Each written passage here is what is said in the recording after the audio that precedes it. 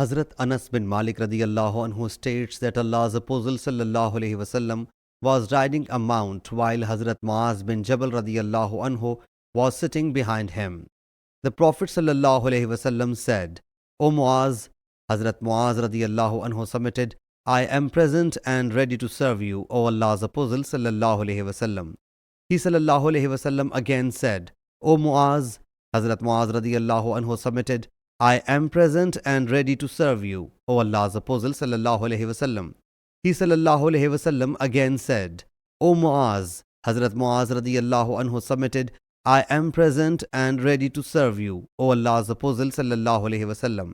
He sallallahu alaihi wasallam said, "Whoso testifies that there is no worthy of worship save Allah Jalla Jalaluhu, and that Muhammad sallallahu alaihi wasallam is Allah's bondsman and apostle, Allah Jalla Jalaluhu will forbid that person for the fire, hell."